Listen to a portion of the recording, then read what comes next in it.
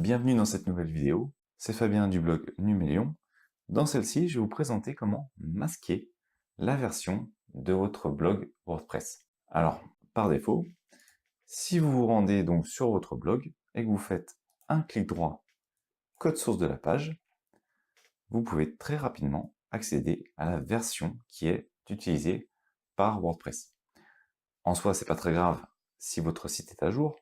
Par contre, si ce dernier n'a pas été mis à jour et que des pirates récupèrent cette information, ils peuvent utiliser la faille de la version que vous utilisez pour pirater votre site. La meilleure chose à faire, forcément, c'est de mettre à jour votre site. Mais si ce n'est pas le cas, alors ce que vous pouvez faire, c'est masquer cette version.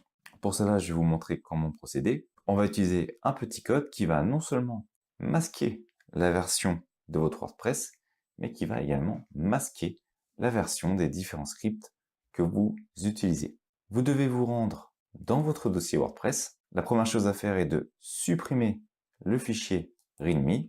En effet, celui-ci contient la version que vous utilisez. Ensuite, rendez-vous dans votre thème. Alors d'ailleurs, il faut peut-être que je regarde, parce que je ne sais, je pense que c'est le 17 que j'utilise. Oui, c'est celui-là. Et dans le fichier function, tout en bas, vous rajoutez ce code. Donc celui qui est ici, je vous le mettrai directement dans la description et vous enregistrez. Maintenant, si je fais un clic droit, enfin une actualisation de ma page, on constate que non seulement je n'ai plus la version de mon WordPress, alors ça va être assez simple, j'avais ouvert deux pages exprès, elle était ici, donc on voit qu'il y a le mot générateur, donc si je recherche le mot générateur, on voit qu'il n'y est plus. De même, si vous faites attention, vous voyez qu'ici on a les différentes versions de JavaScript qui sont utilisées pour jQuery. Sauf que ici, on voit que c'est des données totalement aléatoires qui sont fournies.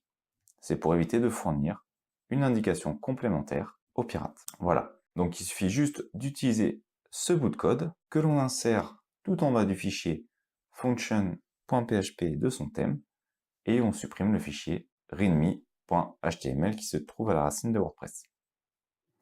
Je vous mets le code directement dans la description et donc vous pourrez le réutiliser. Attention, toutefois, lorsque vous allez faire une mise à jour de votre thème, cela va écraser l'ensemble des fichiers qui sont actuellement installés sur votre site, donc sur votre thème, et forcément ça va supprimer ce qui a été inséré manuellement dans votre fichier function. À chaque mise à jour, ce que je vous invite à faire, c'est de créer ce qu'on appelle un thème enfant, et je vais d'ailleurs faire une vidéo à ce sujet, et comme ça vous allez pouvoir créer facilement votre thème enfant. Ça permet en fait qu'il n'y ait plus les modifications qui s'effacent lorsqu'il y a une mise à jour. Autrement dit, lorsque vous allez faire une modification de votre thème, elles seront conservées même s'il y a une mise à jour du thème qui est fait par la suite. Cette vidéo est maintenant terminée, je vous remercie de l'avoir suivi. Je vous dis à bientôt sur Numélion. Abonnez-vous à la chaîne pour découvrir des nouvelles vidéos ou sur les réseaux sociaux pour découvrir les derniers articles. Je vous dis à bientôt.